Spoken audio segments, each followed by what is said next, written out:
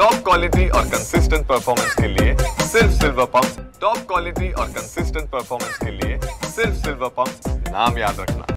छत्रपती संभाजी महाराज यांचा छावा हा चित्रपट सर्वत्र प्रदर्शित झाला आणि या चित्रपटानं भारतामध्ये मोठ्या प्रमाणात चर्चा घडवून आणली। खरं तर या चित्रपटामुळे एक दुसरी चर्चा सध्या सर्वत्र पाहायला मिळत आहे, ती म्हणजे राजे शिर्के घराण्याची।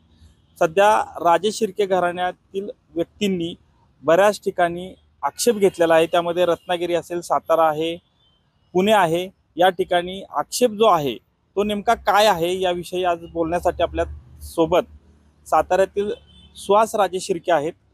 नेमकं याविषयी त्यांना काय वाटतं आणि याविषयी ते काय त्यांचा आक्षेप आहे ते आपण आज त्यांच्याकडून जाणून घेणार आहोत। सर, काय नेमका विषय आहे? गेले मागे पण तुम्ही अशीच एक पत्रकार परिषद घेतली होती, नेमका हा विषय काय, तुम्ही आक्षेप कशा विषय आहे तुमचा? दिनांक 7 रोजी मंत्रालय मुंबई, पसिना इंडस्ट्री, जोशी साहेब या सर्वांना मी पत्र देऊन एवन मुंबई मंत्रालयातील आयुक्तांना सुद्धा पत्र दिलेलं आहे। आणि या सगळ्यांना 7 तारखेला म्हणजे पिक्चर रिलीज होणार होता 14 तारखेला, मी पत्र दिलेलं आहे 7 तारखेला। 7 तारखेला पत्र देऊन सुद्धा संबंधितांनी याची दखल घेतली नाही। परंतु जे पूर्वीपासून चालत आलेलं आहे, छत्रपती संभाजी महाराजांचा चित्रपट फार उत्कृष्ट काढला। संभाजी महाराजांची सगळी जी कहाणी दाखवली ती सगळी चांगली दाखवली, पण त्यामध्ये ऐतिहासिककालीन 2, एक राणीसाहेब आणि एक शिर्के, राजे शिर्के घराणे यांना जे व्हिलन बनवण्याचा प्रयत्न केलेला आहे, हा फार पूर्वीपासूनचा चालत आलेला एक फंडा आहे। करणार एक आणि खपवणार दुसऱ्याच्या नावावर, तर ते करणार एक आणि खपवणार दुसऱ्याच्या नावावर हे पूर्वीपासून चालत आलेलं आहे। आत्तासुद्धा त्यांनी आम्हाला ह्याच्यामध्ये गोवलं गेलेलं आहे। आणि पिक्चर चालू होण्यापूर्वी हे जे उतेकर आहेत, हे उतेकर आमच्या राजे शिर्के घराण्यातील बऱ्याच जणांना भेटलेत, त्यांची चर्चा झालेली आहे। त्यांना सर्वांनी सांगितलं होतं की तुमच्याकडे सबळ पुरावे असतील तरच दाखवा, परंतु त्या गोष्टीकडे त्यांनी कानाडोळा करून स्वतःचा पिक्चर काढणे आणि आम्हाला परत ह्याच्यामध्ये व्हिलन बनवणे हे त्यांनी केलेलं आहे। करणार एक आणि धोपाटणार एकाला हे फार पूर्वीपासून चालत आलेलं आहे, असंही चालत राहणारच आहे। 7 तारखेला दिलेले पत्र जे आहे त्या पत्रावर माझी पुढची कार्यवाही चालू राहणार आहे आणि मी त्याच्यावर पुढची कार्यवाही करणार। किंबहुना प्रत्येक ठिकाणून नागपूर, बडोदा, कोल्हापूर, मुंबई, पुणा इथून हे जे उतेकर आहेत आणि यांच्याबरोबर हे सगळे जी टीम आहे, या टीमनं केलेलं आमच्यासाठी जे काम आहे, आम्हाला नेस्तनाबूत करायचं जे काम केलेलं आहे, त्यांना आम्ही सोडणार नाही। आम्ही आमच्या कायदेशीर मार्गाने यांचा पूर्ण नायनाट करणार, हा विषय कायमचा तडीस नेणार। मला एक सांगा, पण इतिहासामध्ये असे अनेक बखर देखील लिहिले आहेत, त्यामध्ये पण काही असा उल्लेख आहे की राजे शिर्के घराण्यांच्या विषयी बोललं जातं की संभाजी महाराजांचं, पण याबाबत तुम्ही काय म्हणाल?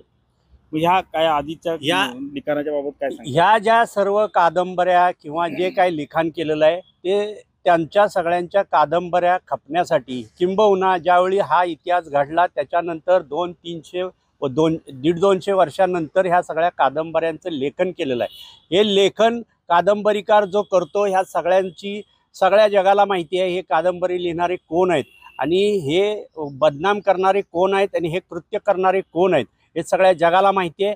आणि ह्या ज्या कादंबऱ्यांना धरून जो सिनेमा बनवला जातो किंवा जे कुठलीही नाटकं बनवली जातात ही चुकीची आहेत।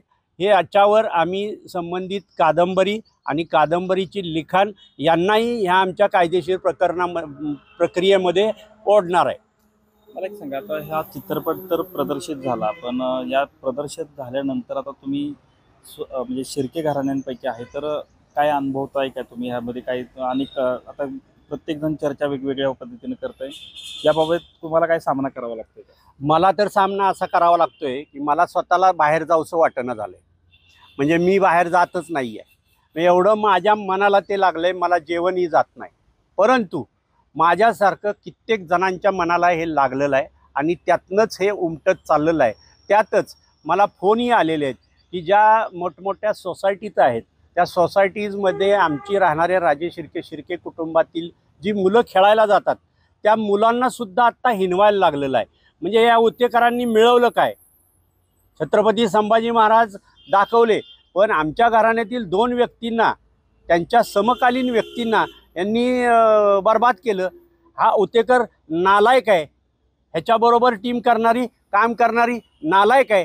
त्यांनी आमचे पुरावे, आमच्याकडून माहिती घ्यावी असं यांना मी 7 तारखेच्या पत्रामध्ये दिलेलं आहे. परंतु त्यांनी आमची माहिती न घेता, आम्हाला कुठल्याही प्रकारची जाणीव न घेता आमचा हा गळा कापलेला आहे. आमचा सगळा राजे शिर्के समाज यांना सोडणार नाही आणि ह्यांच्या पूर्ण विषय तडीला गेल्याशिवाय आम्ही गप्प बसणार नाही.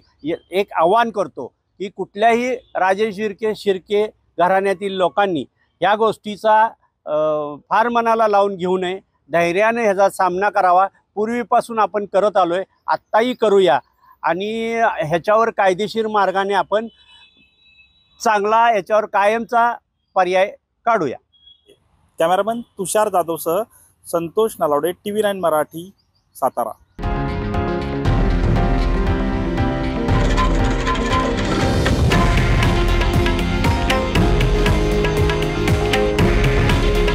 हे आहे देशातील नंबर 1 न्यूज नेटवर्क आणि आपण पाहत आहात TV9 मराठी.